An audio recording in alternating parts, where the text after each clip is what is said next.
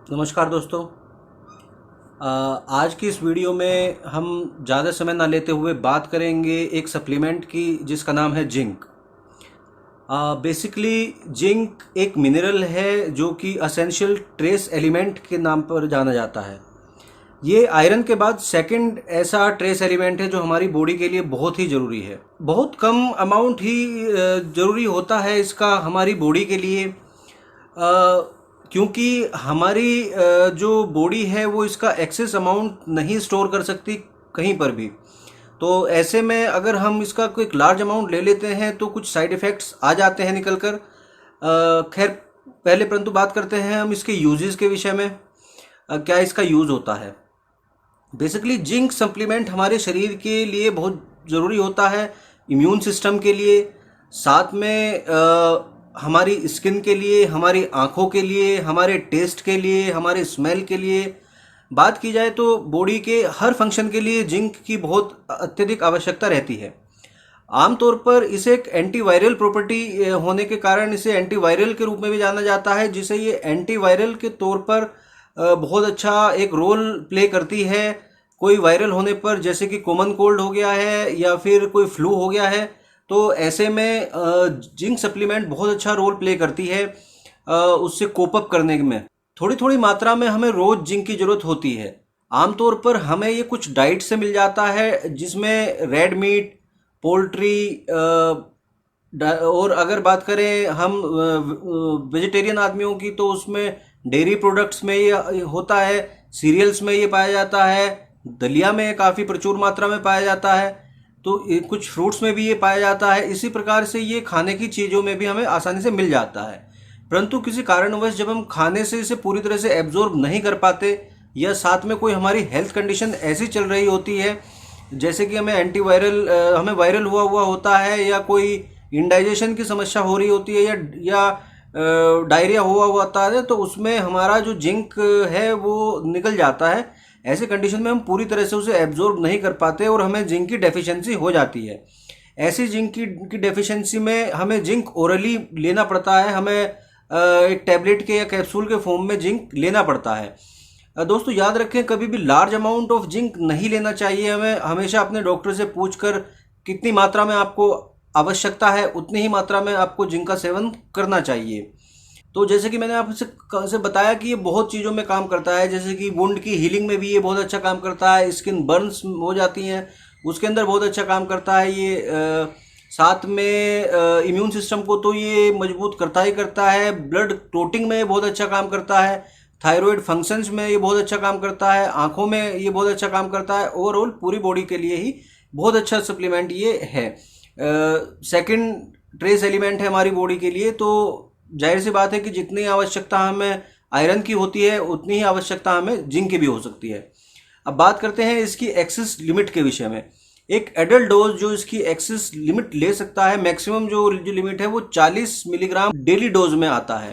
परंतु किसी विशेष अवस्था में या किसी चीज़ के कॉम्प्रोमाइज़ में, जैसे कि कोई HIV वगैरह है, ऐसे पेशेंट को इसकी मात्रा डॉक्टर अपने हिसाब से तय करके दे सकता है कि आपको इतना लेना है, या मात्रा में मतलब 20-20 mg की दिन में 3 बार लेनी है, या 20 mg सुबह 20 mg शाम लेनी है। इस तरह से आपका डॉक्टर ठीक से आपको आपकी कंडीशन के आधार पर इसकी डोज सेट करता है।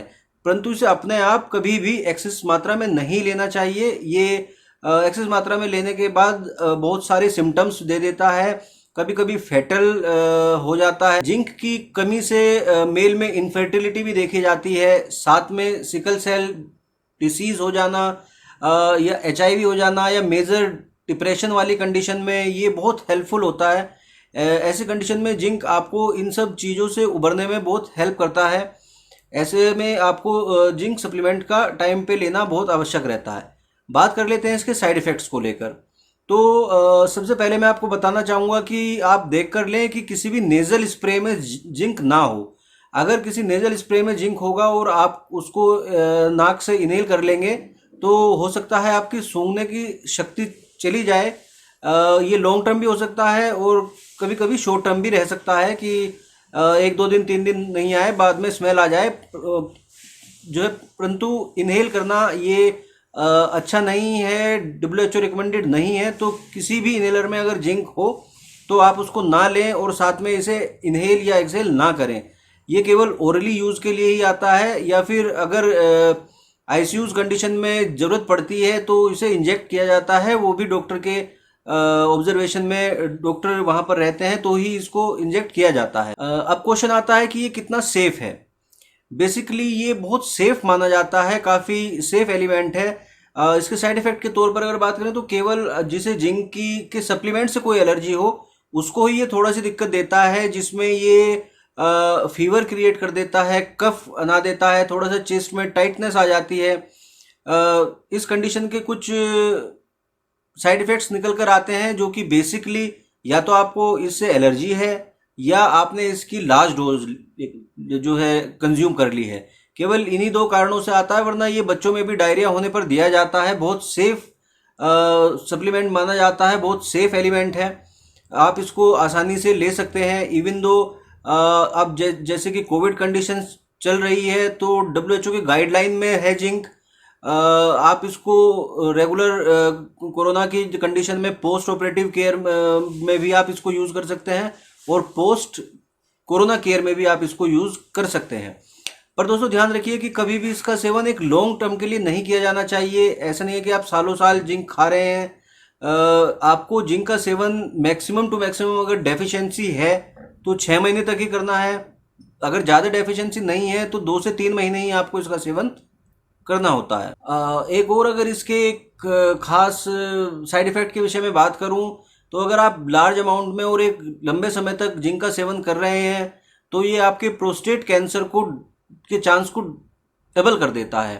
अगर किसी को जो है प्रोस्टेट कैंसर होने का खतरा है तो वो उसके जो चांसेस हैं वो दुगने हो जाते हैं। तो इसलिए इसका सेवन बहुत ही ध्यान से और अपने डॉक्टर के अंडर ऑब्जर्वेशन ही करें।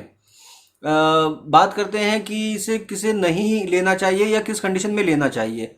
अगर आप एब्यूजिव अल्कोहल लेते हैं या आप डेली ड्रिंकर हैं एक लंबे समय से, तो या तो आप ड्रिंक को लिमिट कर दें या अपने ड्रिंक को छोड़ दें, वरना जिंक आपकी बॉडी में एब्जॉर्ब नहीं होगा तो पूरी तरह से नहीं होगा, थोड़ा बहुत एब्जॉर्ब होगा जिसका कोई खास फायदा नहीं होने वाला है।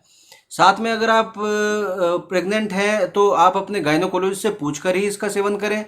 अगर आपको कोई वैसी डिसीज़ है जैसे कि एड्स है या कोई इम्यूनो सप्रेसिव डिसीज़ है तो भी आप अपने डॉक्टर से पूछकर या इसका सेवन ना ही करें, क्योंकि इम्यून सप्रेसिव डिसीज़ में क्या होता है कि आपका इम्यून ही आपको दिक्कत देने लगता है और ये इम्यून सिस्टम को उठाता है, तो ऐसे में ये आपको सूट नहीं करेगा, ये आपके लिए नहीं है।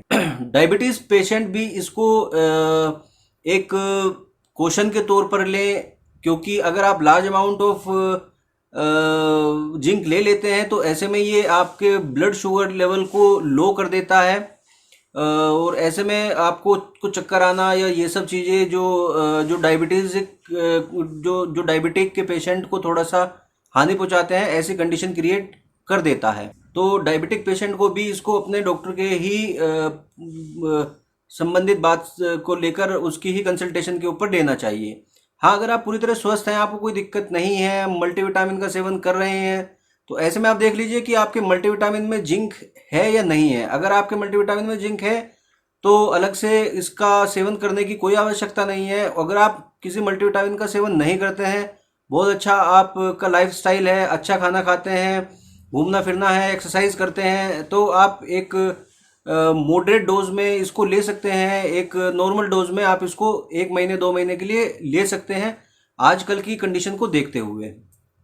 तो दोस्तों ये तो है कुछ जिंक के यूजेस और उसके साइड इफ़ेक्ट्स। स्किन पे भी अच्छा काम करता है। आज की वीडियो में इतना ही दोस्तों। अगर आपको मेरी वीडियो पसंद आई हो तो कृपया एक लाइक अवश्य दीजिए। साथ में मेरा ये चैनल हिंदी मेडिसिन रिव्यूज़, आप इसको सब्सक्राइब कर लीजिए, साथ में लगा घंटे का बटन दबाकर छोड़ दीजिए ताकि मेरी आने वाली वीडियोस का नोटिफिकेशन आपको समय समय पर मिलता रहे। मैं जल्द ही एक नई वीडियो के साथ फिर से हाजिर होता हूँ। तब तक के लिए आप अपना ख्याल रखें, बहुत ध्यान रखें, स्वस्थ रहें, पॉजिटिव रहें। नमस्कार दोस्तों।